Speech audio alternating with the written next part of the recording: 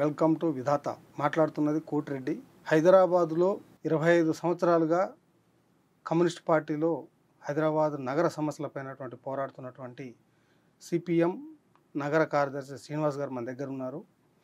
హైదరాబాద్లో ఉన్నటువంటి అభివృద్ధి ఏంటిది, ఆ అభివృద్ధి యొక్క వెలుగు నీడలు ఏమిటి, ఇక్కడ ఉన్నటువంటి ప్రజల యొక్క జీవన ప్రమాణాలు పెరిగాయా, ట్రాన్స్పోర్ట్ వ్యవస్థ ఎట్లా ఉన్నది, ఇంకా అసలు ఏ విధంగా ఉంటే ప్రజలకు అందుబాటులో ఉంటుంది, ఇప్పుడున్నది ప్రజలకు అందుబాటులో ఉందా లేదా, ఇక్కడ పేద ప్రజలకు ఇండ్లు ఉన్నాయా లేవా, వసతులు ఉన్నాయా లేవా. హైదరాబాద్ అంటేనే ఒక రియల్ భూమ్, మొత్తం కూడా దాదాపు ఒక 60-70 కిలోమీటర్ల మేరకు విస్తరించింది. ఈ రియల్ ఎస్టేట్ అభివృద్ధి, దాని నిర్మాణ రంగం యొక్క అభివృద్ధి, దాని ఆ వ్యాపార ప్రయోజనాల వెనకాల ఉన్నటువంటి కారణాలు, హైదరాబాద్ ట్రాన్స్పోర్ట్కు సంబంధించినటువంటి అనేక అంశాలపైన, ఈ ప్రజల జీవన ప్రమాణాలకు సంబంధించిన విషయాలపైన మాట్లాడడానికి మన స్టూడియోకి వచ్చారు. నమస్కారం సార్. మీరు చూస్తున్నటువంటి ఈ హైదరాబాదు దాదాపు విద్యార్థి దశ నుంచి పార్టీ కార్యక్రమం ఒక 30 ఏళ్ళుగా మీ జీవితం, మెజారిటీ జీవితం హైదరాబాద్లోనే గడిచింది. అంటే నగర ప్రజల సమస్యలపైన మీరు ఉద్యమిస్తూ ఉన్నారు. నాటికి నీటికి తేడా అసలు ఏమి ఉంది, ఎలా ఉంది హైదరాబాద్? హైదరాబాద్ బ్రహ్మాండంగా విస్తరిస్తుంది, బ్రహ్మాండంగా అభివృద్ధి అవుతుంది. హైదరాబాద్ ఇమేజ్, బ్రాండ్ ఇమేజ్ పెద్ద ఎత్తున పెరుగుతుంది. మిడిల్ క్లాస్ పెరిగింది, అనేక ఐటీ సెక్టర్ పెరిగింది, ఫార్మా, రకరకాల రంగాల్లో అభివృద్ధి జరుగుతుంది. కానీ హైదరాబాద్ సిటీలో డెవలప్మెంట్ ఒక సైడ్ జరుగుతుంది, ఒక తరగతికి జరుగుతుంది. నగరం అనేది సమగ్రమైన అభివృద్ధి జరగట్లేదు. నగరంలో వర్కింగ్ క్లాస్ పేదలు, వర్కింగ్ క్లాస్ కార్మిక వర్గం, వీళ్ళకి సంబంధించిన డెవలప్మెంటు, వాటిలో అసంఘటిత రంగ వర్కర్స్ ఉన్నారు, వాళ్ళకి సంబంధించిన డెవలప్మెంట్ మీద శ్రద్ధ లేదు. అంటే భారీగా ఒకవైపు సంపన్నులంతా నగరం అవుట్స్కర్ట్స్లో, కోకాపేట్, రకరకాల ఏరియాల్లో రోజు రోజుకి నానక్రామ్గూడ లేదా ఫైనాన్షియల్ డిస్ట్రిక్ట్ అటువైపు చాలా పెద్ద విస్తరిస్తుంది. చాలా భారీ 40 అంతస్తులు 50 అంతస్తుల భవనాలు వస్తున్నాయి. కానీ సిటీలో మురికివాడలు ఉన్నాయి, 1700 మురికివాడలు ఉన్నాయి. ఆ మురికివాడల్లో అభివృద్ధి ఏంటి? మురికివాడల్లో వాళ్ళ పరిస్థితులు ఏమైనా మారుతున్నాయా? అక్కడ ఇళ్ల నిర్మాణం కానీ, అక్కడ మౌలిక వస్తువులు కల్పించడం కానీ, మురికివాడల అభివృద్ధి మీద శ్రద్ధ ఎక్కడుంది? గతంలో ఒక 10-15 ఏళ్ల క్రితం మురికివాడల గురించి ప్రభుత్వాలు సీరియస్గా ఆలోచించేది. స్లమ్ డెవలప్మెంటు, దానికోసం కొన్ని పాలసీలు, దానికోసం కొన్ని స్కీమ్స్, ఇట్లాంటివన్నీ వచ్చేది. లేదా మున్సిపల్ కార్పొరేషన్ బడ్జెట్లో మురికివాడలకంటూ వాటి అభివృద్ధి కోసం బడ్జెట్లు ఉండేది. క్రమేణా ఏమైందంటే మురికివాడలు అనే పదం కనపడకుండా పోయినాయి. పేదల బస్తీలు అనేది చర్చ లేకుండా పోయింది. హైదరాబాద్ మురికివాడలు నగరంగా అభివృద్ధి చెందలేదా? చెందిందేమో. మురికివాడలు తగ్గలేదు, కొత్త మురికివాడలు వస్తున్నాయి, కొత్తల గుడిసెల కేంద్రాలు వస్తున్నాయి. ఇప్పుడు ఇల్లు లేవని చెప్పి గుడిసెలు వేసుకోవడానికి పిలిపిస్తే, పిలిపి ఇవ్వకపోయినా మొన్న మియాపూర్లో 1000 మంది వచ్చి గుడిసెలు వేసుకోవడానికి కోసం వచ్చారు. పేదరికం పోయి, మురికివాడలన్నీ పోయి అందరికీ ఇల్లు వచ్చే పరిస్థితి వస్తే ఇన్ని వేల మంది ఎవరో ఒక చిన్న సోషల్ మీడియాలో ఒక మెసేజ్ పెడితే ఇన్ని వేల మంది మియాపూర్కి ఎలా చేరారు? పోలీసు వాళ్ళని ఖాళీ చేయలేని పరిస్థితి ఎందుకు వచ్చింది? పోలీసు వాళ్ళే పారిపోవాల్సిన పరిస్థితి ఎందుకు వచ్చింది? అంటే పేదల అర్జీ ఎంత ఉంది, ఎంత అవసరం ఉంది, ఎంత డిమాండ్ ఉంది అనేది దాన్ని బట్టి చూస్తున్న అర్థమవుతుంది. ఎక్కడో ఒక కేంద్రంలో చిన్న గవర్నమెంట్ ప్లేస్ ఉంటే ఆడ కొద్దిమంది గుడిసెలు వేసుకుంటే, నగరంలో అనేక ప్రాంతాల్లోంచి అక్కడికి వెళ్తున్నారు. మాకు అక్కడ ఏమైనా ఇంత స్పేస్ ఇవ్వండి, మాకేమైనా అవకాశం కల్పించండి. ఇంత డిమాండ్, ఇంత పరిస్థితి ఎందుకు వస్తుంది? గత ప్రభుత్వాలు డబుల్ బెడ్రూమ్ ఇల్లు కట్టించినాయి, అంతకుముందు ఉన్నటువంటి ప్రభుత్వాలు ఇందిరమ్మ ఇల్లు కట్టించినాయి, ఇవన్నీ కూడా ఉన్నాయి కదా. అవి ఈరోజు అవసరానికి తగ్గట్టుగా, డిమాండ్కి తగ్గట్టుగా లేదు. ఇప్పుడు జరుగుతున్న ప్రచారం వేరు, వాస్తవంగా పేదలకు అందింది చాలా నామినల్. ఇప్పుడు గత 10 ఏళ్ల టీఆర్ఎస్ గవర్నమెంట్ తీసుకుంటేనే 10 ఏళ్ల పాటు ఊరించి డబుల్ బెడ్రూమ్ అంటే ఎంత గొప్పగా వర్ణించారో, ఎంత గొప్పగా ప్రచారం చేశారో. దేశంలో ఉన్న ఐఏఎస్ ఆఫీసర్లందరినీ కూడా వచ్చి చూపించారు, మా గొప్ప డబుల్ బెడ్రూమ్ ఇల్లు చూడండి అని. ఈవెన్ ప్రధానమంత్రి మోడీ గారు మన జిహెచ్ఎంసీ కమిషనర్ జనార్దన్ రెడ్డి గారికి ఒక అవార్డు ఇచ్చాడు, ఎక్సలెంట్ డబుల్ బెడ్రూమ్ హౌసెస్ అని, ఎక్సలెన్స్ అవార్డు ఇచ్చాడు. ఇప్పుడు జరిగింది 10 ఏళ్లలో వాళ్ళు ఇప్పటికీ పేదలకి పట్టా కాగితాలు ఇచ్చింది 60,000 మందికి, 65,000 మంది. ఈ 65,000 మంది కూడా 5,000 హైదరాబాద్ సిటీ లోపల ఇచ్చారు, 60,000 హైదరాబాద్ నుంచి 30-40 కిలోమీటర్ల దూరంలో సిటీ అవతలికి విసిరేశారు వాళ్ళని. అవి ఒక 60,000. ఆ ఇల్లు ఇచ్చారు కానీ వాళ్ళలో అందులోకి వెళ్ళడానికి ఇప్పుడు అవకాశం లేదు. ఎందుకు లేదు? ఇచ్చిన తర్వాత వెళ్ళడానికి ఎందుకు పరిస్థితి ఏంటంటే డబుల్ బెడ్రూమ్ ఇల్లు 10 ఏళ్ల పాటు కట్టి రోడ్లు లేవు, మంచినీళ్ళు లేవు, కరెంటు లేదు, లిఫ్టులు 10 అంతస్తుల బిల్డింగ్లు అవి లిఫ్టుల ఫిట్టింగ్ జరగలేదు, ఏ ఫెసిలిటీ లేకుండా ఎన్నికల ముందు హడావుడిగా అందరికీ వేలంపాట్లు ఏమంటాం దాన్ని డ్రా చేసి అందరికీ ఇచ్చారు. కానీ ఇప్పుడు వాళ్ళు ఎవరు పోయే పరిస్థితి? రోజు వాళ్ళు మా ఇల్లు మాకు ఎప్పుడు ఇస్తారు, విద్యా సంవత్సరం ప్రారంభమైంది, పిల్లల్ని స్కూల్లో వేయాలి, మేము వెళ్ళాలి అక్కడికి అని చెప్పి అడుగుతున్నారు. వాస్తవంగా ఇప్పుడు ఆ ఇళ్ళన్నీ కూడా పోయిన నెల కేసీఆర్ ఫామ్ హౌస్ ముందు కూడా ధర్నా చేశారు. మా ఇంట్లో వాళ్ళకి ఫామ్ హౌస్ దగ్గర చేశారు. అనేక ప్రాంతాల్లో ఇవి మాకు ఇల్లు ఇవ్వకపోతే మేమే ఆక్రమించుకుంటాం అనే పరిస్థితి వచ్చింది. కానీ ఇప్పుడు సిటీ అవుట్స్కట్స్లో ఆక్రమించుకునే పరిస్థితి పోయి అక్కడ పోతే నీళ్లు లేకుండా కరెంట్ లేకుండా ఏం చేయాలి? ఈ రకమైన పరిస్థితి సృష్టించారు. దీనివల్ల ఆ డబుల్ బెడ్రూమ్ ఇల్లు ఏం కాలేదు. గతంలో ఉన్న Congress government Rajiv Gruhakalpa, Jawaharlal Nehru urban renewal mission కింద కొన్ని ఇండ్లు కట్టారు. అవి ఒక భాగం మాత్రమే. ఆ రూరల్ ప్రాంతాల్లో ఇందిరమ్మ ఇళ్ళని కట్టారు. కానీ అవే మాత్రం సఫిషియంట్ కాదు. అంటే పెరుగుతున్న సిటీకి అనుగుణంగా ఇక్కడ వసతులు కల్పించడంలో పాలకులు నిర్లక్ష్యం చేస్తున్నారా లేకపోతే వైఫల్యం చెందుతున్నారా? లేదు, ఇందులో ప్రత్యేకంగా పేదవాళ్ళ విషయాలకు వచ్చేసరికి మాత్రం చెప్పేదానికి చేసేదానికి పొంతన లేదు. ఎన్నికల చుట్టూ, రాజకీయాల చుట్టూ, ఎన్నికల్లో లబ్ధి గురించి దాన్ని దృష్టిలో పెట్టుకొని చేశారు. గత ప్రభుత్వం అదే జరిగింది. మేము అనేక సార్లు వాస్తవంగా హైదరాబాద్ నగరంలో ఎన్ని మురికి వాళ్ళు ఉండే అవకాశం ఉంది? ఎన్ని మురికి వాళ్ళు ఉన్నాయి మీ లెక్క? గవర్నమెంట్ లెక్క 1470 అని గవర్నమెంట్ లెక్క చెప్పింది. మీ లెక్క ఒక 300-400 ఎక్స్ట్రా ఉంటాయి, 1700-1800 దాకా ఉంటాయి. ఒక 30% జనాభా మురికివాడల్లో ఉంటారు. సో ఆ మురికివాడల్లో కూడా ఇప్పుడు కొత్తగా కూడా కొన్ని గుడిసెలు వేసుకున్న కేంద్రాలు ఇప్పుడు ఈ మధ్య కాలంలో కొన్ని ఏర్పడ్డాయి కూడా. సో ఇవన్నీ కలిపితే ఒక 30% urban population. All over India 40% మురికివాడలు ఉన్నాయని ఉంది. హైదరాబాద్లో 30% ఉంది. ప్రత్యేకంగా అది ఇన్సైడ్ ద కోర్ సిటీలో ఎక్కువ.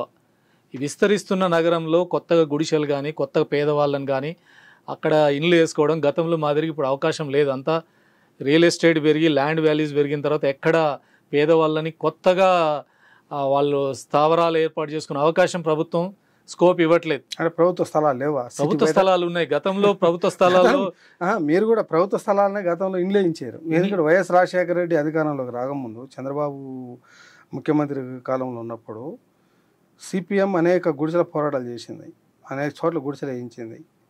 ఆ తర్వాత రాజశేఖర అధికారంలోకి వచ్చాక మీరు రెగ్యులరైజ్ చేయించుకున్నారు కొన్ని. ఆ తర్వాత మీరు నిరంతరంగా ఈ పోరాటాన్ని కొనసాగించడం లేదా? చేస్తున్నాం. టీఆర్ఎస్ గవర్నమెంట్లో భారీగా జరిగింది భూ పోరాటం. అనేక ప్రాంతాల్లో గుడిసెలు వేసాం. హైదరాబాద్ సిటీలో కూడా ఇటు సిపిఎం చేసింది, సిపిఐ కూడా చేసింది. భారీగా వేసాం. వేసిన వాటిని ఎక్కడ నిల్వనియట్లేదు. వేసిన పోలీస్ యంత్రాంగం, రెవెన్యూ యంత్రాంగం కేసులు, పీడీ యాక్ట్లు కూడా పెట్టేంత దూరం తీసుకుపోయే పరిస్థితి తీసుకొచ్చారు. ఇప్పుడు ఈ మధ్యకాలంలో జగిత్యాల కోరుట్లలో వేస్తే సో 2 నెలల పాటు జైల్లో పెట్టిన పరిస్థితి అనేక నగరాల్లో జరిగింది. హైదరాబాద్లో కూడా ఆ రకమైన పోరాటం జరిగింది. కానీ ఇప్పుడు ల్యాండ్ వాల్యూస్ పెరిగాయి, రియల్ ఎస్టేట్ పెరిగింది. గవర్నమెంట్ దాని మీద ప్రభుత్వ స్థలాల్ని వాళ్ళే రియల్ ఎస్టేట్ వ్యాపారం చేస్తున్నారు. కాబట్టి పేదోళ్ళ నుంచి అక్కడ ఏదో ఆక్రమించుకునే అవకాశం దాదాపుగా దూరం చేస్తున్న పరిస్థితి ఉంది. అందుకని దాని మీద పోరాటం నడుస్తూనే ఉంది. అంటే ప్రభుత్వం రియల్ ఎస్టేట్ వ్యాపారం చేసి ప్రభుత్వమే భూములు అమ్ముకుంటుంది కాబట్టి మీరు భూ పోరాటాలు చేయలేకపోతారు. పేదలు చేసే పోరాటాలని ప్రభుత్వాలు తీవ్రంగా అణచేస్తున్నాయి. తీవ్రంగా అక్కడి నుంచి కేసులు, రకరకాల పద్ధతులు, నిర్బంధం ప్రయోగించి ఆ గుడిసెల్ని నిలబడనీయకుండా చేస్తున్న పరిస్థితి ఈరోజు వచ్చింది. గతంలో కొంతమేరకు విజయాలు సాధించాం, ఇప్పుడు ఆ స్థాయిలో విజయాలు సాధించలేకపోతున్నాం. అంటే కమ్యూనిస్ట్ పార్టీలు పోరాటం చేసి విజయాలు సాధించలేకపోతున్నాయా? కమ్యూనిస్ట్ పార్టీలే కాదు, కమ్యూనిస్ట్ పార్టీలు ఇప్పుడున్న వ్యవస్థల్ని ఎదిరించి పోరాడుతున్నప్పటికీ కూడా విజయాలు సాధించడంలో ఇప్పుడున్న పోరాటాలు ఆ స్థాయిలో గతంలో ఉన్నంత పరిస్థితి ఈరోజు లేదు. ఎందుకంటే ఒకవైపు గవర్నమెంట్ రియల్ ఎస్టేట్, అటు రియల్ ఎస్టేట్ వ్యాపారులు, ఇటు ల్యాండ్ గ్రాబర్లు, రకరకాల శక్తులు భూమి మీద కేంద్రీకరించి పేదోళ్ళ శక్తి దాని మీద నిలబడలేకపోతుంది. పేదోళ్ళకి మేము నాయకత్వం వహించడానికి రెడీగా ఉన్నా, స్ట్రగుల్స్ నడుపుతున్నా, దాన్ని ఎదిరించుకునే వాళ్ళ బలం పెరిగింది, మా బలం కొంత తగ్గింది. దానివల్ల అనుకున్నంత విజయాలు సాధించలేకపోతున్నాం. మొత్తం హైదరాబాద్లో ట్రాన్స్పోర్ట్ రంగంలో కీలకమైనటువంటి మార్పులు వచ్చాయి. గతంలో ఆర్టీసీ బస్సు ఉండేది. ఆర్టీసీ బస్ స్థానంలో ఆర్టీసీ బస్సుతో పాటు ఎంఎంటీఎస్ వచ్చింది. ఇప్పుడు కొత్తగా మెట్రో వచ్చింది. ఈ మొత్తం అర్బన్ ట్రాన్స్పోర్టేషన్ యొక్క అవసరాలని ఇప్పుడు మెట్రో తీరుస్తుందా లేదా? మెట్రో తీసే అవకాశమే లేదు. తీరుస్తుందా లేదా? ఇప్పుడు నగరంలో ప్రయాణం చేసే దాంట్లో మెట్రో రైల్లో ప్రయాణించేది రోజుకు 4.5 లక్షలు. 4.5 లక్షలు రోజు ప్రయాణం చేసే వాళ్ళ సంఖ్య 50 లక్షలు 60 లక్షలు అంతకంటే ఎక్కువ ఉంటుంది. ఈ 4.5 లక్షలతో మెట్రో ఎలా తీరుస్తుంది? మెట్రో అనేది ఒక లిమిటెడ్ రూట్లలో లిమిటెడ్ కెపాసిటీ మాత్రమే. మెట్రో అంతకంటే ఎక్కువ ఇంకా రూట్లు కొత్తగా పెరిగినా కొంత బెటర్ ఇంకా ఉండొచ్చు, కానీ మెట్రో ఒకటే పరిష్కారం చేసే పరిస్థితి లేదు. రెండోది ఆర్టీసీ అనేది అర్బన్లో విపరీతమైనటువంటి ట్రాఫిక్ జాములు అవుతున్నాయి. దాని చెక్కింగ్ కోసమే మెట్రో తీసుకొచ్చామన్నారు. మొత్తం హైదరాబాద్లో ట్రాఫిక్ ఫ్రీ వ్యవస్థ ఉండాలన్నా, త్వరితగతిన నివాస ప్రాంతం నుంచి వర్క్ ప్లేస్కు పోయే వాతావరణం ఉండాలన్నా, అసలు ఏ రకమైనటువంటి ట్రాన్స్పోర్ట్ వ్యవస్థ అసలు హైదరాబాద్లో ఉండాలనేది మీ అభిప్రాయం? అంటే జనరల్గా ఇప్పుడు ఈ రవాణా నిపుణులు కానీ దీని మీద ఇప్పటివరకు ఆలోచించిన దాంట్లో అందరూ చెప్పేది జరగాల్సింది కూడా ఏంటంటే మాస్ ట్రాన్స్పోర్ట్ అనేది ఎక్కువ మంది ప్రయాణం చేసే వాహనాలు అవసరం. కానీ ఇప్పుడు ఏమవుతుందంటే అందులో ముఖ్యమైనది ఆర్టీసీ ప్రధాన పాత్ర. ఇప్పటికి కూడా 30 లక్షలు 35 లక్షల మందిని ప్రతిరోజు హైదరాబాద్ సిటీలోనే రవాణా చేయగలిగే కెపాసిటీ ఉంది ఆర్టీసీకే. కానీ ఆర్టీసీ మీద తగినంత శ్రద్ధ ప్రభుత్వాలు ఏవి పెట్టట్లేదు. సో బస్సుల సంఖ్య రోజు రోజుకు తగ్గిపోతున్నాయి. ఇప్పుడు మెయిన్ రోడ్లు తప్ప ఇతరతలో ఇంకా ఇన్సైడ్ కాలనీస్ బస్తీలు వెళ్ళేటువంటి పరిస్థితి ఇప్పుడు లేదు. ఆర్టీసీ బస్సులు అన్నీ తగ్గిపోయినాయి. ఒక 2021-22 కరోనా తర్వాత 1000-1500 బస్సులు ఒక సిటీలోనే తగ్గిపోయినాయి. 3800 బస్సులు ఉంటే ఇప్పుడు 2500కు వచ్చినాయి. ఇంత భారీ సంఖ్యలో ఇంత నగరానికి 2500 బస్సులు ఎక్కడ సరిపోతాయి? ఒక్కొక్కరు కొన్ని రూట్లలో అసలు బస్సులే లేకుండా పోయినాయి, అన్ని ఆటోలే. సో ఈ పరిస్థితి వచ్చింది. అందుకని ఒకటి ఆర్టీసీ బస్సుల సంఖ్యని విస్తృతంగా పెంచాలి. కనీసం 7000 బస్సులు సిటీలో లేకుండా ఈ నగరం ముందుకు పోదు. బెంగళూరులో 7000 పైన బస్సులు ఉన్నాయి, చెన్నైలో అంతకంటే ఎక్కువ బస్సులు ఉన్నాయి. హైదరాబాద్ సిటీలో 2500 బస్సులతో ఎలా నడుస్తుంది హైదరాబాద్ సిటీ? అసలు బస్సుల సంఖ్య పెంచకుండా, బస్సుల సంఖ్య పెంచలేదనుకో ప్రతి వాళ్ళు 2 వీలర్ కొనాలి, ప్రతి వాళ్ళు 4 వీలర్ కొనాలి. అన్ని వెహికల్స్ రోడ్డు మీదకి వచ్చినాక ట్రాఫిక్ జాములు కాకుండా ఏముంటాయి? నువ్వు ఎన్ని ఫ్లైఓవర్లు కట్టు, ఎన్ని ఇంకా స్కైవేలు కట్టు. సో వెహికల్స్ సంఖ్య విపరీతంగా పెరుగుతున్నా కొద్దీ ట్రాఫిక్ను కంట్రోల్ చేయడం సాధ్యం కాదు. 7000 బస్సులు ఉండాల్సిన స్థానంలో కేవలం 2500 బస్సులు మాత్రమే హైదరాబాద్లో ఉన్నాయి. అంతే. దానివల్ల దాని కారణంగా ఇప్పుడు బస్సుల్లో ఎందుకు కిక్కిరిసిపోతున్నాయి. ఎందుకు ఆర్టీసీ బస్సులను తగ్గిస్తుంది గవర్నమెంట్ ఆలోచన ఏంటంటే ఆర్టీసీని మొదటి నుంచి కూడా ఆర్టీసీని నిర్వీర్యం చేయాలి, ప్రైవేట్ ట్రాన్స్పోర్ట్ని అలో చేయాలి. ఇది వాళ్ళ ప్లాన్. అందుకని ఆర్టీసీని ప్రైవేటైజ్ చేయాలి, లేదా ఆర్టీసీని కుదించాలి, ప్రైవేట్ బస్సులను రంగంలోకి తీసుకురావాలి. ఈ ప్లాన్తో నడిచింది. కానీ ఆర్టీసీ వర్కర్లు, ప్రజలు, సో ప్రైవేటు వాహనాలు వచ్చిన తర్వాత ప్రైవేటు వాహనాలు వాటి దోపిడీ, ఆ రేట్లు అవన్నీ కష్టం. ఆర్టీసీ ఎఫిషియెంట్గా ఇప్పటిదాకా నడిపింది. ఆర్టీసీని ఇంప్రూవ్ చేయండి, ఆర్టీసీని అభివృద్ధి చేయండి. ప్రైవేట్ అనేది మన మెదడులోకి వచ్చిన తర్వాత అన్నిట్లలో ప్రైవేట్ సెక్టర్, ట్రాన్స్పోర్ట్లో కూడా ప్రైవేట్ సెక్టర్. సో అందుకనే దాన్ని తీసుకురావడం కోసం ఆర్టీసీ నిర్వీర్యం చేస్తున్నారు. రెండో, ట్రాన్స్పోర్ట్ అనేది కంప్లీట్గా ప్రైవేట్ అయిపోయిన తర్వాత, లేదా ప్రైవేట్ వాహనాలు వచ్చిన తర్వాత, సో ఈ ట్రాఫిక్ జామ్లో వీటిని మనం కంట్రోల్ చేయడం సాధ్యం కాదు. అందుకని పబ్లిక్ ట్రాన్స్పోర్ట్ పెంచడం అనేది ఇప్పుడు ప్రపంచం అంతటా ట్రాన్స్పోర్టేషన్ అనేది అర్బన్లో మనం హైదరాబాద్లో ఒక బస్సులో తగ్గినాయి అనుకుందాం. మనకి ఎంఎంటీఎస్ వ్యవస్థ ఉంది, మెట్రో వ్యవస్థ ఉంది, ఇప్పుడు ఆర్టీసీ, 3 రకాల వ్యవస్థ ఉంది. అంటే వ్యక్తిగత దీంట్లో ఒకటి మీరు చెప్పిన ఆర్టీసీకి సంబంధించింది గవర్నమెంట్ ఎలా జరిగింది చూస్తున్నాం. రెండోది ఎంఎంటీఎస్కి సంబంధించింది సిటీలో అత్యంత చౌక ప్రయాణం. 10 రూపాయలు పెడితే సిటీలో ఎంఎంటీఎస్ రూట్లలో ఎక్కడికైనా ప్రయాణం చేసే పరిస్థితి ఉంది. సామాన్యుడు, చిన్న చిన్న వ్యాపారాలు చేసే వాళ్ళు అందరూ దాంట్లో ప్రయాణం చేస్తున్నారు. కానీ అవి లిమిటెడ్ రూట్లలో ఉన్నాయి. లింగంపల్లి టు ఫలక్నామా, హైదరాబాద్ టు ఫలక్నామా 2 రూట్లలో ఫేజ్ 1లో ఎంఎంటీఎస్ నడుస్తుంది, బాగా ఎఫెక్టివ్గా నడుస్తుంది. సెకండ్ ఫేజ్లో మరొక 6 రూట్లలో ఫైనల్ చేశారు. 900 కోట్లతో రూట్లు ఫైనల్ చేసింది. Medchal to Secunderabad, Ghatkesar to Secunderabad, Moula Ali to Sanath Nagar, తర్వాత బద్వేల్ వైపు, తర్వాత ఇంకొక రూట్ ఉంది. ఈ 6 రూట్లలో చేసిన దాంట్లో అన్నిటికీ ఈ బడ్జెట్ ఖర్చు అయింది, అన్ని రూట్లు క్లియర్ అయినాయి. ప్రధానమంత్రి గారు వచ్చి 2 సార్లు ఎంఎంటీఎస్ ఫేజ్ 2ని రైళ్లను ఓపెన్ చేసి వెళ్ళారు ఎన్నికల ముందు. కానీ ఈ సెకండ్ ఫేజ్లో 900 కోట్లు ఖర్చు పెట్టి అక్కడ రైళ్లు సరిగ్గా లేవు, రైళ్ళ టైమింగ్స్ సరిగ్గా లేవు, ఏ టైంకి వస్తుందో ఏ టైంకి పోతుందో తెలియదు. ఈ 6 రూట్లలో కంప్లీట్ నిల్ ఏమంటాం ప్రయాణికులు లేకుండా నడుస్తున్నాయి ఆ బండ్లు. ఏది టైంకి రాదు. కారణం ఏంది? ఎంఎంటీఎస్ ఇంత నెగ్లెక్ట్ చేయడానికి కారణం ఏంటంటే అతి చౌకగా మనం ట్రైన్లు నడుపుతున్నాం. దీనివల్ల రైల్వేకి ఏంటి లాభం, కేంద్ర ప్రభుత్వానికి ఏంటి లాభం, దీనివల్ల లాసులు తప్ప లాభాలు ఏంటి, ఏమిటి జనానికి సౌకర్యం, మన డిపార్ట్మెంట్కు నష్టం జరుగుతుంది. ట్రాన్స్పోర్ట్ రంగం అనేది దీన్ని లాభాలతో చూడకూడదు. ఇది ప్రజలకు రవాణా సదుపాయం కల్పించేది. అర్బన్ ట్రాన్స్పోర్ట్లో నువ్వు ప్రయాణికులు ఆ రకం వెళ్తేనే నగరం ప్రశాంతంగా ఉంటుంది, లేదా స్వేచ్ఛ ప్రయాణం జరిగే అవకాశం ఉంది. అట్లాంటి వ్యవస్థని అంటే సెంట్రల్ గవర్నమెంట్ ఎందుకు అంటే ఇనాగ్రేషన్ చేసిన తర్వాత, ఈ సెకండ్ ఫేజ్ ఇనాగ్రేషన్ చేసిన తర్వాత కావాల్సిన ట్రైన్స్ ఇచ్చి కావాల్సిన సమయం ప్రకారంగా నడపకుండా ఆపరేషన్స్ ఎందుకు కుదిస్తుంది? ఎవరి ప్రయోజనాల కోసం కుదిస్తుంది? సెంట్రల్ గవర్నమెంట్ ఆలోచన కంప్లీట్గా మారిపోయింది. రైల్వేలన్నిటిని కూడా ఇప్పుడు ప్రైవేట్ ట్రైన్స్ను వాళ్ళు తీసుకొస్తున్నారు. ఇప్పటికే దేశంలో అనేక ప్రాంతాల్లో ప్రైవేట్ ట్రైన్స్ వచ్చాయి. ఇప్పుడు హైదరాబాద్లో కూడా ఎంఎంటీఎస్ వ్యవస్థను దీన్ని ఇంకా ప్రోత్సహించడం, దీన్ని అభివృద్ధి చేయడం ఇది ఎప్పుడూ మొదలైంది కాబట్టి పూర్తి చేశారు. పూర్తి చేసిన తర్వాత దాన్ని నడపకుండా దాన్ని ఆ రకంగా నెగ్లెక్ట్ చేస్తున్నారు. దీని కారణంగా ఈరోజు దాన్ని రెగ్యులర్గా నడిపి దాన్ని చేస్తే చాలా అభివృద్ధి జరుగుతుంది. నెగ్లెక్ట్ చేయడానికి ఒక ప్రైవేట్ రంగం ఇన్వాల్వ్ కావడం. రెండవది ఏంటంటే స్టేట్ గవర్నమెంట్ కేసీఆర్ ఇచ్చిన వాగ్దానం మేరకు ఆయన డబ్బులు ఇవ్వలేదు. ఆయన షేర్ వాటా ఆయన ఇవ్వలేదు కాబట్టి మేము ఎందుకు అదనంగా ఖర్చు పెట్టి మేము రైల్వే కోచ్లు ఇంకా కొనాలి, రైళ్ళు ఎందుకు కొనాలి, స్టేట్ గవర్నమెంట్ నియమనండి అని వాళ్ళ మీదకి తోస్తున్నారు. కానీ రైల్వే అనేది మీరు ఒకసారి ఒప్పందం చేసుకున్నారు, కేసీఆర్ ఇచ్చిన మాట ప్రకారం ఆయన డబ్బులు కట్టలేదు. మీరు కట్టండి, రేపు రైల్వే ప్రాజెక్టులు ఎక్కడానికి కోత పెట్టండి. కానీ ఆ పేరు చెప్పి మీ ఇద్దరి మధ్య తగాదాతో ప్రయాణికులు ఇబ్బంది పెడితే ఎట్లా? ఎందుకు రైల్వే కేంద్ర ప్రభుత్వం తగాదా పెట్టుకొని కావాలని పడబెట్టారు. సెకండ్ ఫేజ్ అంతా కూడా రెండింటి మధ్య ఘర్షణ కారణంగా అది దెబ్బతిన్నది, కొంతకాలం డిలే అయింది.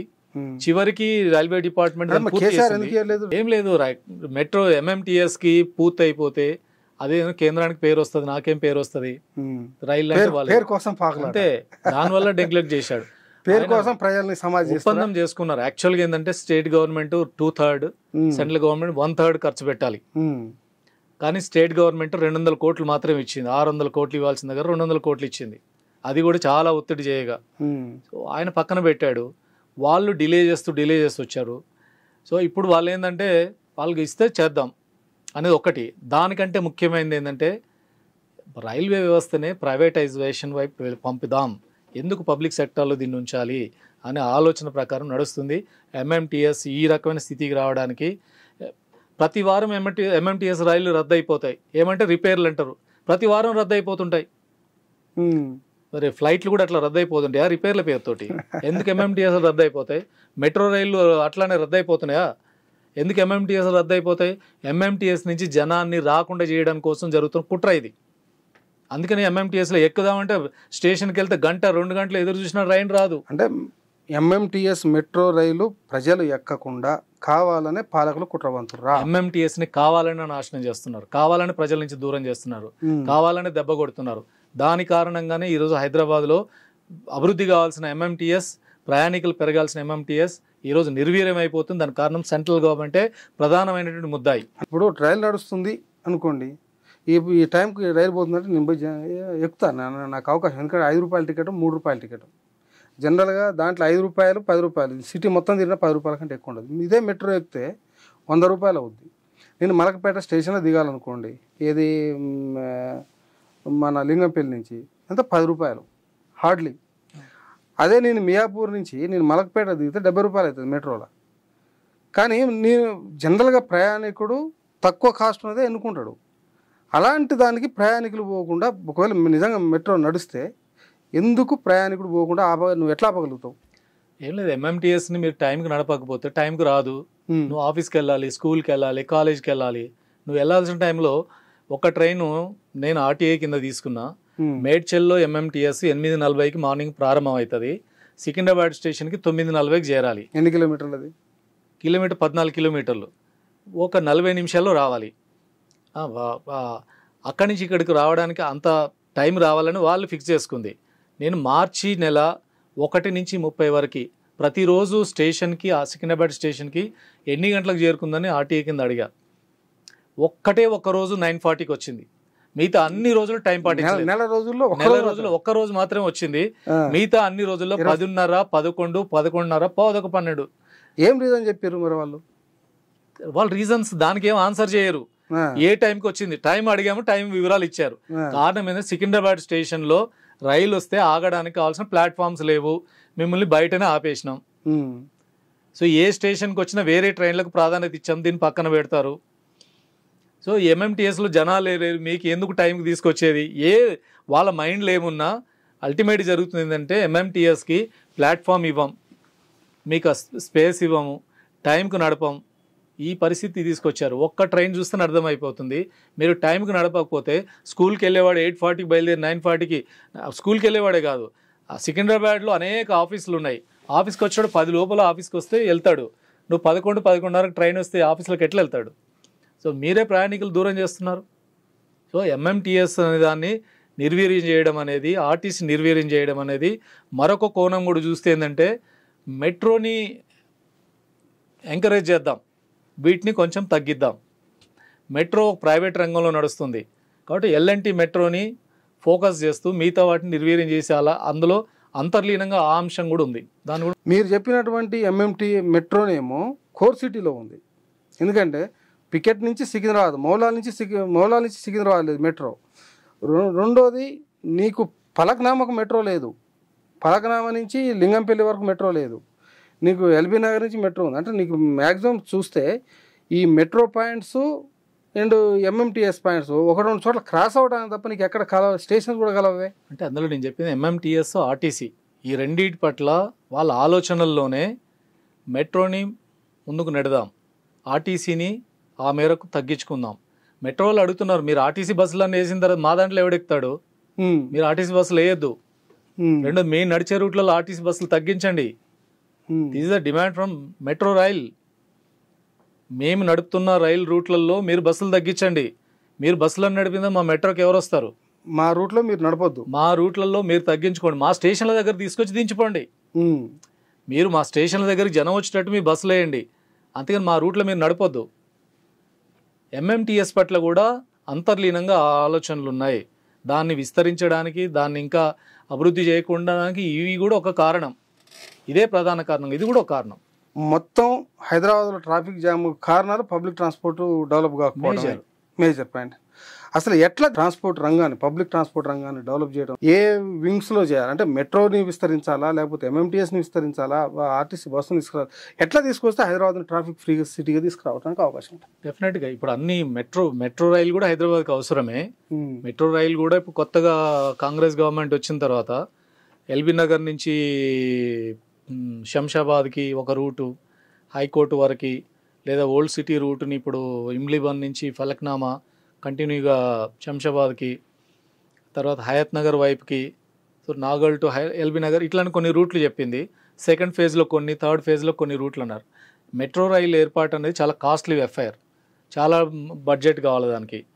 దాన్ని కూడా మెట్రో రైల్ని కూడా అవసరమైన రూట్లలో, కోర్ సిటీలో, ట్రాఫిక్ హెవీగా ఉన్న ప్రాంతాల్లో ఏ మేరకు దాన్ని మనకున్న ప్రయారిటీలో డబ్బులను బట్టి దాన్ని భూమిలో కాబట్టి మధ్యలో ట్రాఫిక్, రోడ్డు మీద ట్రాఫిక్ లేకుండా దాన్ని ఆ మేరకు, కానీ అంత డబ్బు ఖర్చు పెట్టాలి, దాని తగ్గట్టుగా చేయాలి. సో మెట్రోని ఆ మేరకు ఎంకరేజ్ చేయాలి.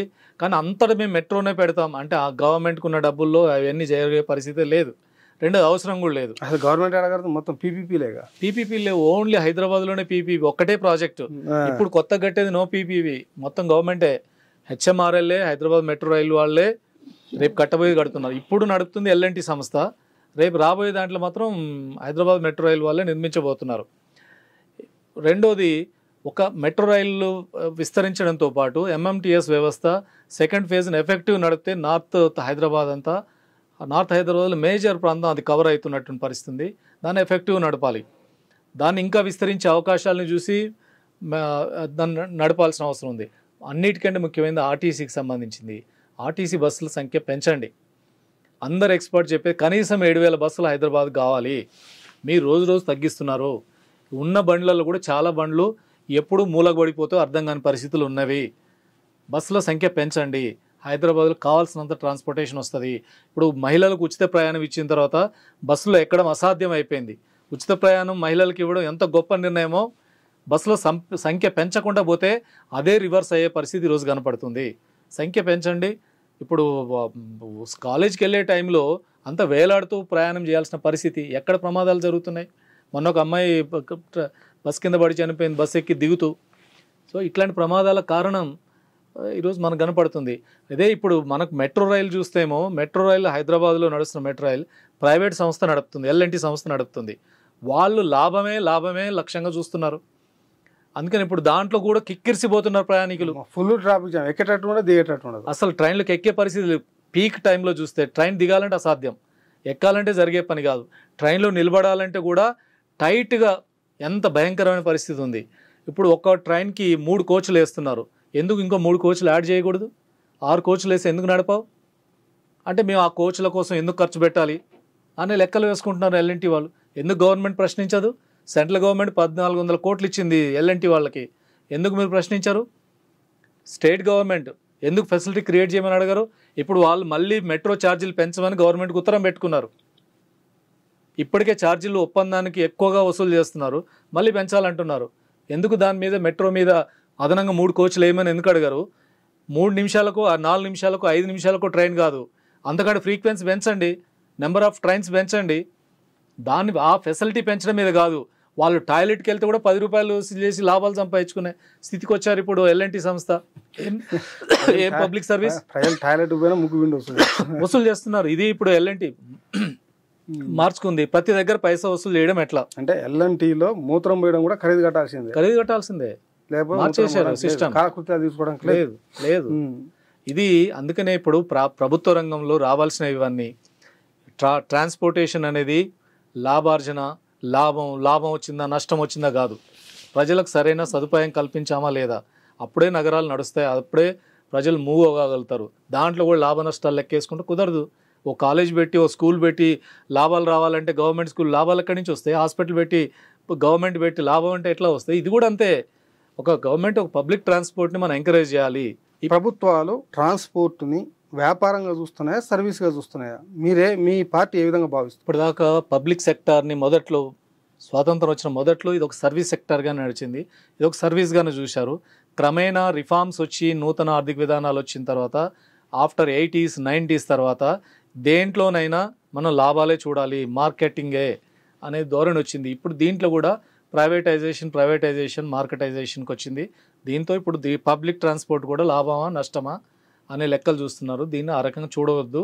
ఇది పబ్లిక్ ట్రాన్స్పోర్ట్ ప్రజలకు ఒక సదుపాయం కల్పించాలి అనే దృష్టితో ప్రభుత్వాలు వ్యవహరిస్తే, పబ్లిక్ ట్రాన్స్పోర్ట్ని ఎంకరేజ్ చేస్తే సిటీలు బాగుపడితే, సిటీలో డెవలప్మెంట్ ఆ రకంగా జరుగుతుంది, ప్రజలకు అందుబాటులో ట్రాన్స్పోర్టేషన్ ఉంటుంది. ఈ ట్రాఫిక్ జామ్లు, ఈ రకమైన నువ్వు ఎన్ని ఫ్లైఓవర్లు కట్టు, ఎన్ని రోడ్లు వైడనింగ్ చేయి, ఎంత పెద్ద రోడ్లు అయ్యి, ఈ రోజుకు లక్షల వెహికల్స్ వస్తుంటే ఎక్కడ ఎంత రోడ్డు వెడల్పు చేస్తే అవుతుంది?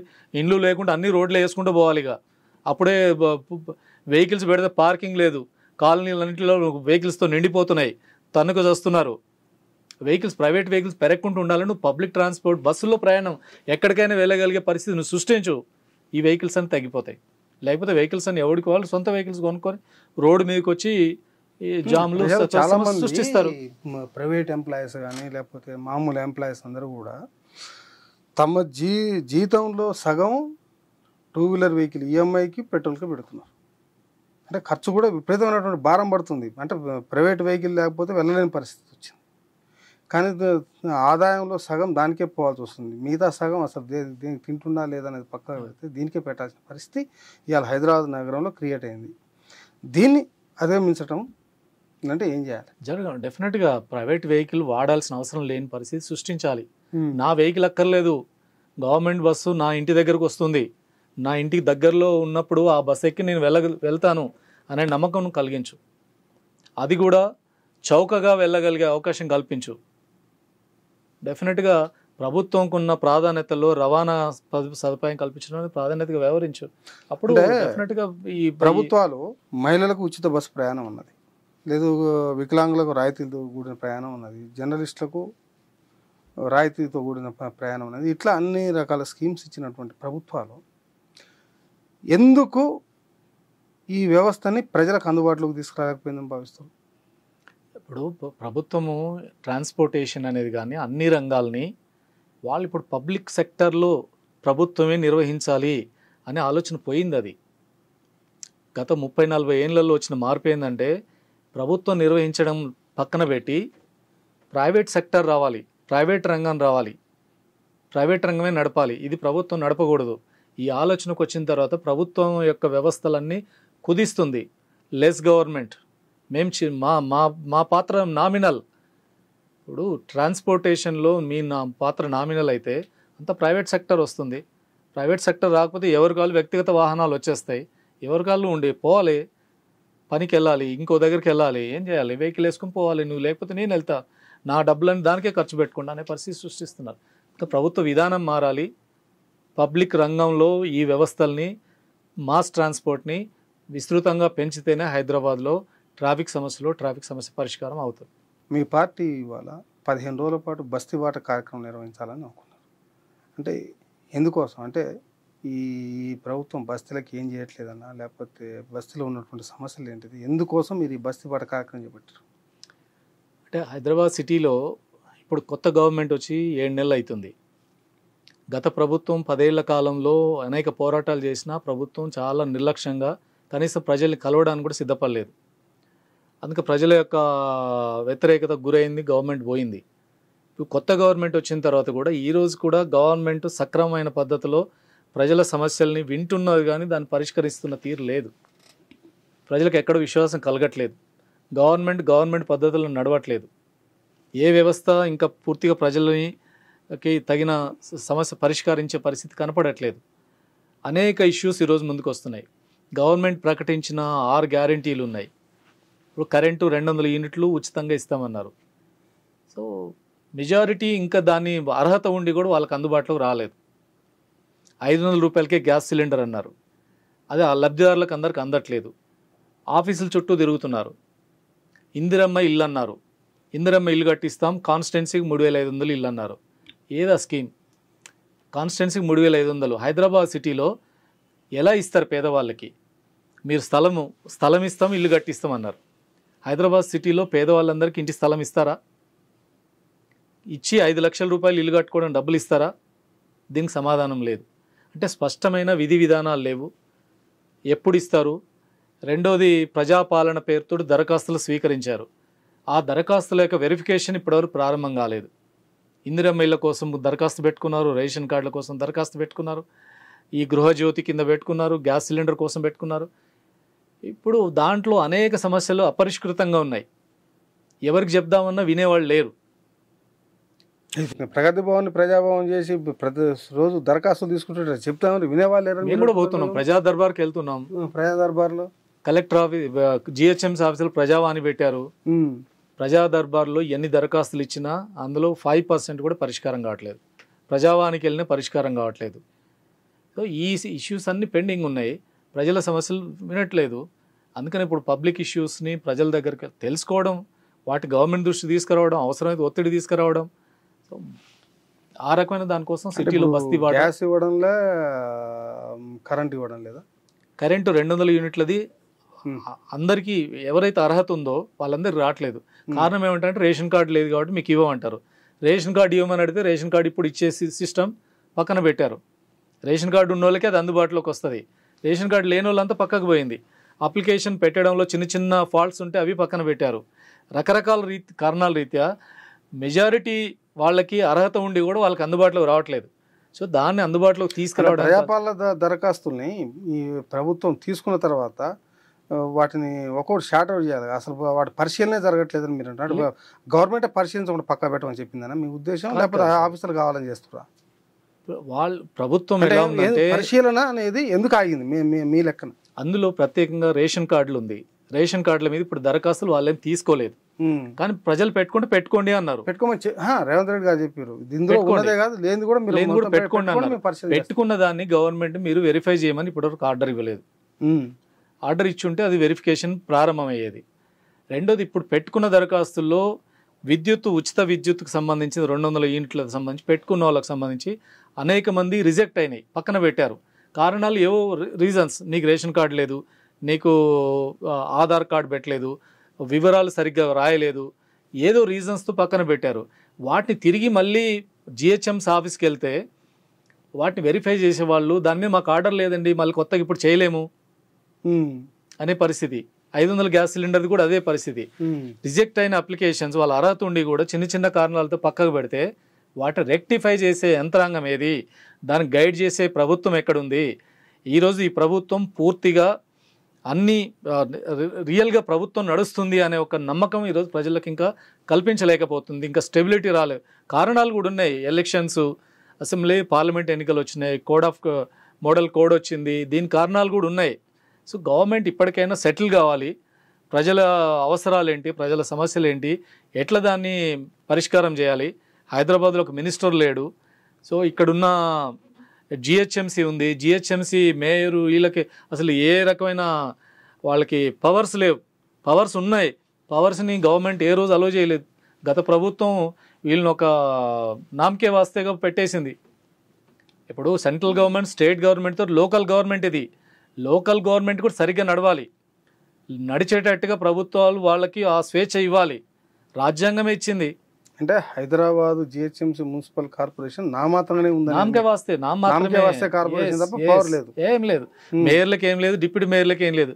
అప్పుడప్పుడు కోట్ వేసుకొని వచ్చి రిబ్బన్ కటింగ్లలో కనపడతారు తప్ప, ఎవరు ప్రధానమంత్రి గారు వస్తే ఆహ్వానించడానికి మేయర్ గారు పోతారు తప్ప, నీకు హైదరాబాద్లో ఏ నిర్ణయాల్లో మేయర్ చేసింది, హైదరాబాద్ డెవలప్మెంట్లో మేయర్ పాత్ర ఏంటి, హైదరాబాద్లో జరిగే డెవలప్మెంటల్ వాటి డెసిషన్ మేకింగ్లో మేయర్ లేదు, డిప్యూటీ మేయర్ లేదు, స్టాండింగ్ కమిటీ లేదు, కార్పొరేటర్ లేరు, కౌన్సిల్ జరగదు, నిర్ణయాలు ఉండదు. ప్రభుత్వం ఏదైనా నిర్ణయం చేస్తే వీళ్ళు తీర్మానం పాస్ చేస్తారు, సంతకం పెట్టి వస్తారు. గత 10 ఏళ్లలో జరిగింది అదే. ఇప్పుడు కొత్త గవర్నమెంట్ కూడా అదే పద్ధతి. ఏమైనా పద్ధతి మారుతుందా? ఇది జరగాలి. ఇప్పుడు జరుగుతున్న పరిస్థితి చూస్తే కాలంలో కేసీఆర్ ముఖ్యమంత్రిగా ఉన్నటువంటి 10 సంవత్సరాల కాలంలో mayor, deputy mayor, standing council సంతకాలకే పరిమితం అయ్యారనేది మీరు ఆరోపిస్తారు. మొత్తం కేటీఆర్ గారు హీరో, వీళ్ళంతా జీరో.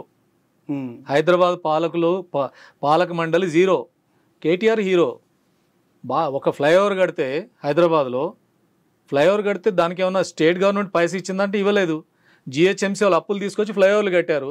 కేటీఆర్ గారు వచ్చి రిబ్బన్ కటింగ్ చేసేవాళ్ళు. ఇప్పుడు అప్పులకు వడ్డీలు అసలు కట్టే పని వీళ్ళది, ఆయన వచ్చి రిబ్బన్ కటింగ్ చేసేవాడు. ఏమంటే ఆ కేటీఆర్ అభివృద్ధి. ఫ్లైఓవర్లకి కేటీఆర్ నువ్వు ఇచ్చిన డబ్బులు ఏదో చెప్పండి. వీళ్ళు 4,000, 5,000 కోట్ల అప్పులు తీసుకొచ్చి కట్టారు. ఇప్పుడు కూడా జరుగుతున్న నిర్ణయాల్లో ఇప్పుడు మూసీ అభివృద్ధి అన్నారు, ముఖ్యమంత్రి గారు ప్రకటించారు. ఉంది. ఈ జిహెచ్ఎంసీ ఏం నిర్ణయం చేసింది? ఇక్కడ కౌన్సిల్ ఎప్పుడైనా చర్చించారా అనేది? ఇప్పుడు ఈ కొత్త ప్రభుత్వం అయినా ఇక్కడ ఒక లోకల్ గవర్నమెంట్ ఉంది. లోకల్ గవర్నమెంట్ వాళ్ళు చర్చించాలి, వాళ్ళు భాగస్వామ్యులు కావాలి. విషయం దృష్టిలో తీసుకొచ్చారు మూసీ ప్రక్షాళన అనేది. నేను హైదరాబాద్కి వచ్చి దాదాపు 10 సంవత్సరాలు దాటి అప్పటి నుంచి మూసీ ప్రక్షాళన గురించి ఉంటున్నా. అది మూసీ ప్రక్షాళన ఒక నినాదమా, నిజంగా ప్రక్షాళన జరుగుతుందా? ఇప్పటి వరకు అయితే జరిగింది అదే. మూసీకి సంబంధించినది 100 కోట్లు మూసీలో పోశారు, అది మురిగిపోయినాయి. ఆ డబ్బులు కూడా అటే పోయినాయి. ఎందుకంటే చంద్రబాబు నాయుడు ఉన్నప్పుడు మూసీ సుందరీకరణ ప్రాజెక్టు అని మొదలుపెట్టాడు. ఆయన మూసీ నదిలో ఒక ఛానల్ కట్టాడు. మూసీ నది ఈ సన్నగా పోవాలి, ఛానల్ కట్టాడు. ఒక వరదకు ఆ ఛానల్ ఎగిరిపోయింది. రాజశేఖర రెడ్డి గారు వచ్చిన తర్వాత మూసీలో రబ్బర్ డ్యామ్లను పెట్టాడు. రబ్బర్ డ్యాములు కట్టి వెనకాల బోట్ షికార్లు చేయడానికని. మరో వరదకి రబ్బర్ డ్యాములు ఎగిరిపోయినాయి, చాలా 100 కోట్లు పోయినాయి. ఇప్పుడు రేవంత్ రెడ్డి గారు మూసీని లండన్ థేమ్స్ నది మాదిరిగా, గుజరాత్ సబర్మతి నది మాదిరిగా మారుస్తాం, 1000 కోట్లు బడ్జెట్లు ఇచ్చారు. మూసీ నది మీద ఎవరు ఏం చేస్తా అన్నా స్వాగతిద్దాం. ఎందుకంటే మూసీ అంత ఈరోజు మురికి కూపంలాగా మారిపోయింది, నదిలాగా లేదు ఇప్పుడు. సో మొత్తం హైదరాబాద్లో మురుగుని తీసుకుపోయే ఒక కాలువలాగా మారిపోయింది అది. కాబట్టి ఆ మురుగు తొలగించడానికి ఎవరన్నా ఏదైనా ప్రయత్నం చేస్తే ఆహ్వానిద్దాం. అసలు నిజంగా ఏం చేస్తే ఈ మూసీ ప్రక్షాళన జరుగుతుంది, మూసీలో మురికి నీరు లేకుండా పోద్ది అంటే సిటీలో మూసీలోకి మురుగునీరు రావద్దు. వచ్చే సీవరేజ్ సిస్టము, డ్రైనేజ్ సిస్టమ్, ఇవన్నిటిని కూడా మీరు అవసరమైన దగ్గరల్లా సీవరేజ్ ట్రీట్మెంట్ అవన్నీ మురుగునీరు ముందు ట్రీట్మెంట్ చేయాలి. ట్రీట్మెంట్ చేసి వాటిని ట్రీట్ అయిన తర్వాత వాటిని మూసీలో కదలొచ్చు. కానీ ఎక్కడ ట్రీట్మెంట్ లేదు, డైరెక్ట్గా వచ్చి మురుగునీరు అంతా దాంట్లో కలుస్తుంది. మూసి అనేది వర్షం వస్తే వర్షపు నీరు పోవడానికి పనికొచ్చే నదిలాగా ఉండాలి. ఈ మురుగునీరంతా వస్తే కూడా వాటి ట్రీట్మెంట్ చేసి దాంట్లోకి వదలండి, ప్రాబ్లం లేదు. నువ్వు ట్రీట్మెంట్ లేకుండా వదిలేస్తే మొత్తం మురుగునీరు ప్రవాహంలాగా మారిపోతుంది. ఇప్పుడు ట్రీట్మెంట్ ప్లాంట్లు కట్టాలి. కట్టిన ప్లాంట్లు ఇప్పుడు సిటీలో కొన్ని ఉన్నాయి. సిటీలో మొత్తం మురుగు సంవత్సరానికి 1700-1800 మిలియన్ లీటర్లు మురుగునీరు వస్తుంది. ట్రీట్మెంట్ చేస్తుంది 700 మిలియన్ లీటర్లు. 40-50%. మిగతా అన్నిటికీ ఎస్టీపీలు కట్టాలి. ఇప్పుడు ఏమవుతుంది, ఎస్టీపీలు లేవు, మురుగునీరు చెరువులోకి వెళ్ళిపోద్ది, చెరువు అంతా ఖరాబ్ అయిపోద్ది.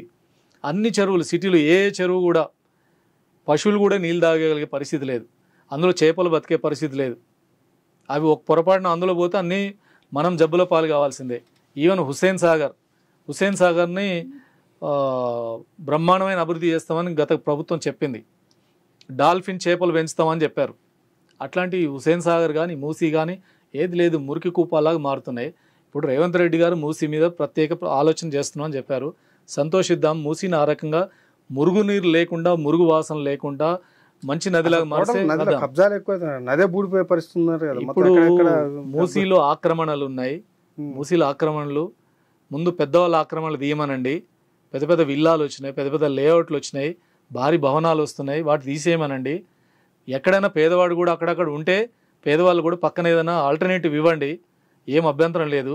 కానీ అసలు ప్రభుత్వమే మూసీలోనే దేవాలయాలు వచ్చినాయి, ఏమంటాం మసీదులు వచ్చినాయి, రోజు రోజు పెరిగిపోతున్నాయి. వాటిని ముట్టుకోరు. ఎందుకంటే దాన్ని ముట్టుకుంటే దేవుడికి కోపం వస్తుంది. దేవుడి పేరుతో రాజకీయాలు చేసేటోడు కోపం వస్తుంది. వాటిని ముట్టుకోరు. సో ఇదంతా కూడా ఏంటంటే నదిలోనే వాకింగ్ ట్రాక్స్ వేశారు. ఇవి ఎవరు ఆక్రమిస్తున్నారు? సో ఇవి ముందు ప్రభుత్వం తన సెల్ఫ్ కంట్రోల్ కావాలి. నదిని ఆ రకమైన ఎంక్రోచ్మెంట్స్ అవసరమైన దగ్గర తొలగించాలి. కానీ ఆ పేరుతో పేదలు ఇళ్ళన్నీ తీసేద్దామనే కార్యక్రమం పెట్టి వేల మందిని బయటికి తరిమేసే కార్యక్రమాలు చేయకూడదు. మూసీ అభివృద్ధి మీద చర్యలు తీసుకుంటే మంచిదే. కానీ మూసీ అభివృద్ధిలో కంటే కూడా మూసీ పక్కన ఉన్నటువంటి 100 ఎకరాల భూములు, ఖాళీ భూములు ఉన్నాయి. వాటిల్లో రియల్ ఎస్టేట్ అనే దృష్టి కూడా ప్రభుత్వంలో కనపడుతుంది. అందుకని దాంట్లో ప్రజా ప్రయోజనాలు, నగర అభివృద్ధి, నగరంలో మురుగునీరు లేకుండా చేయడం అనేది పెడితే అందరం కూడా సమర్థిద్దాం. ఆ రకం మూసీ అభివృద్ధి కావాలని కోరుకుందాం. థ్యాంక్ యూ సార్, మా స్టూడియోకి వచ్చి చాలా విషయాలు చెప్పినందుకు ధన్యవాదాలు.